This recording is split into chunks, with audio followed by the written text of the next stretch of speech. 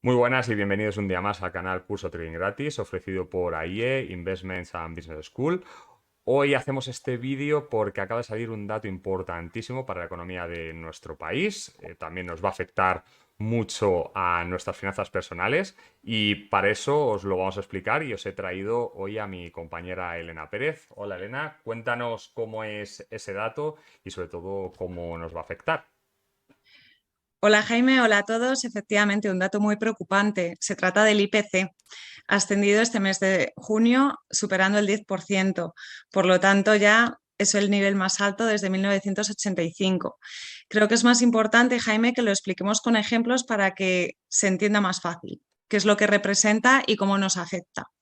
Perfecto. Yo el IPC siempre me gusta explicarlo de una forma muy cotidiana, es decir, con tomates. En el año 2000 con 1.000 euros podíamos comprar 1.000 kilos de tomates. En el año 2022 con 1.000 euros podíamos o podemos comprar 610 kilos de tomates aproximadamente. Y esto no lo digo yo, esto son datos oficiales del Instituto Nacional de Estadística. Si os metéis aquí en el cálculo de variaciones de precios de consumo, si ponemos el año 2000 y el año 2022, vemos que la variación es un 63,80%.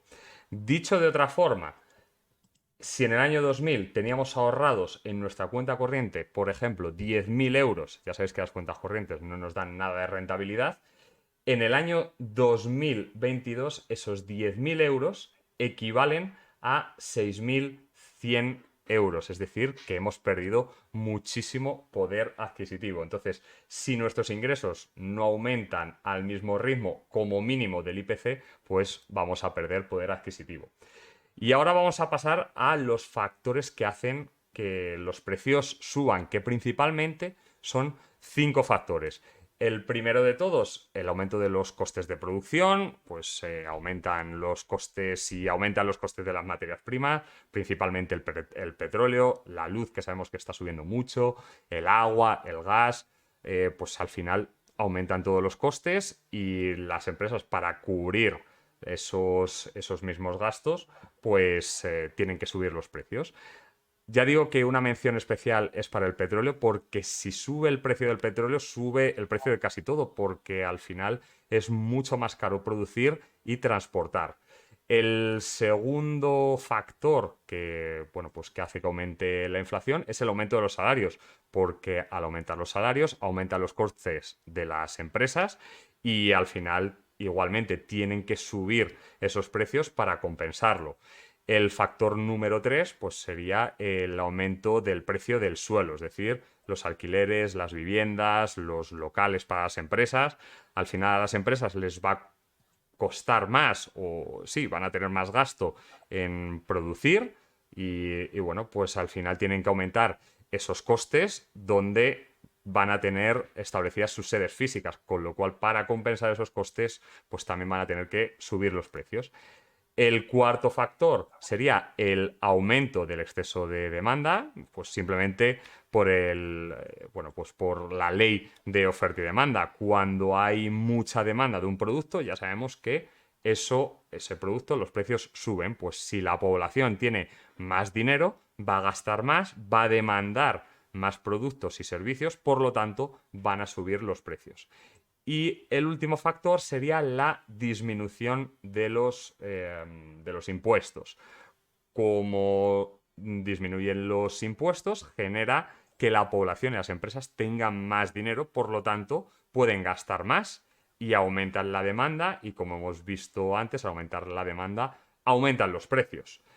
Y esto sería un poco el resumen, Elena, de estos 5 factores principales que hacen que suba el precio.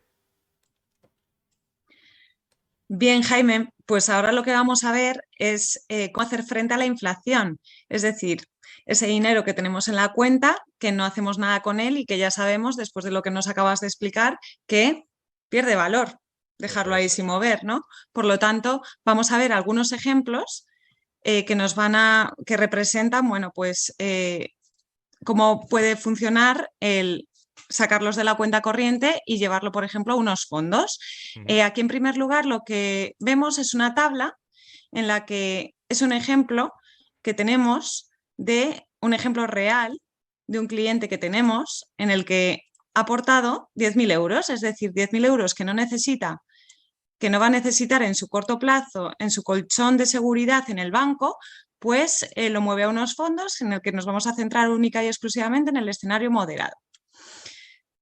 Si lo deja solo un año, que no es el horizonte temporal recomendado, pues tendría 10.427 euros. Si, por ejemplo, ya lo llevamos a 5 años, que es el horizonte temporal que recomendamos, pues esos 10.000 euros ya se convierten en 14.078.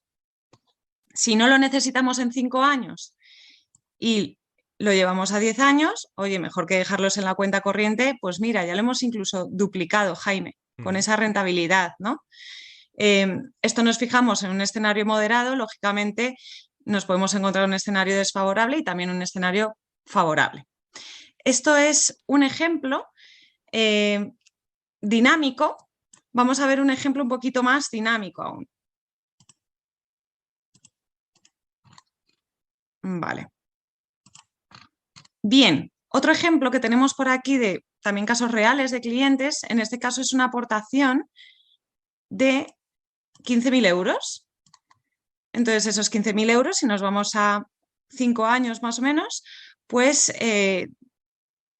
es más dinámico que el que hemos visto antes. Nos vamos a centrar también en el moderado y tendríamos 27.100 aproximadamente. Si lo dejamos unos años más, otros 5 más, pues ya esos 15.000 euros son 41.400. Y estos son ejemplos reales, Jaime.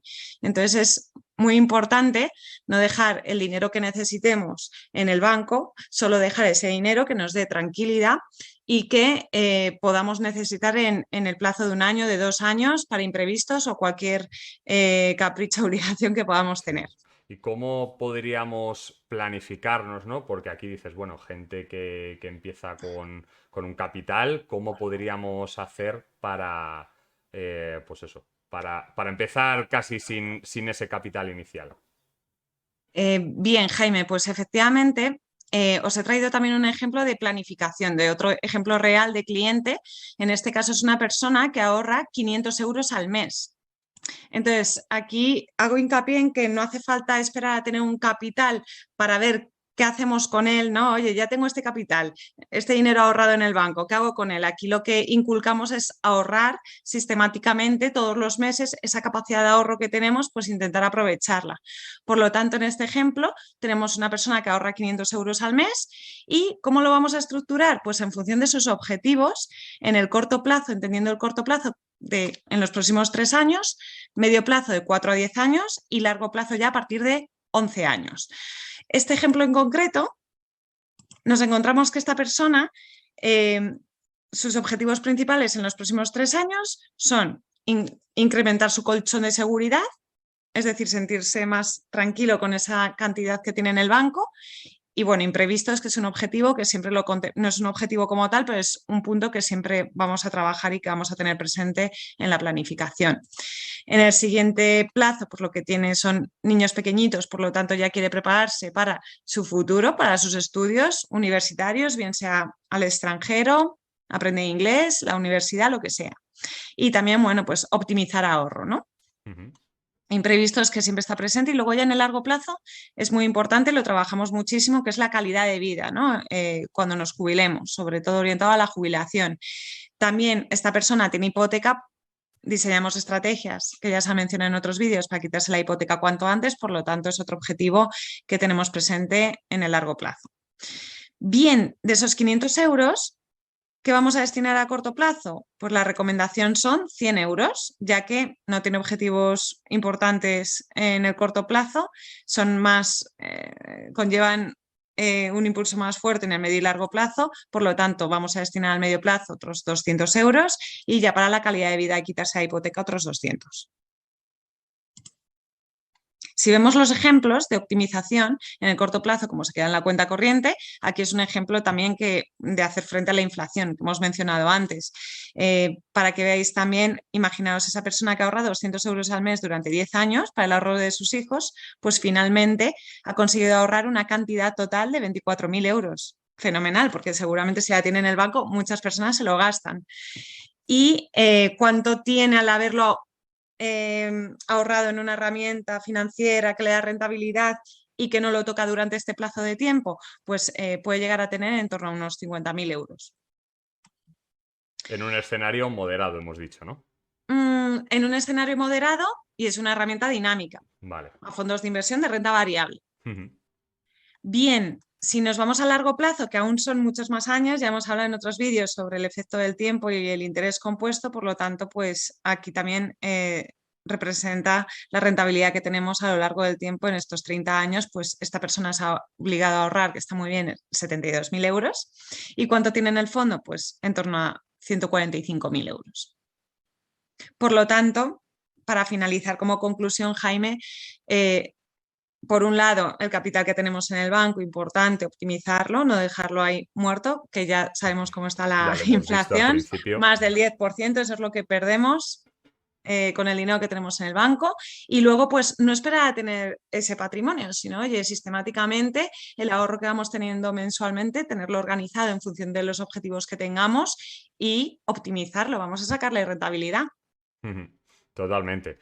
Muy bien, pues nada, gracias Elena por las explicaciones. Cualquier cosa, pues nos ponéis en los comentarios cualquier duda y os la contestamos lo antes posible. Un saludo y hasta la próxima clase. Perfecto, adiós. Adiós.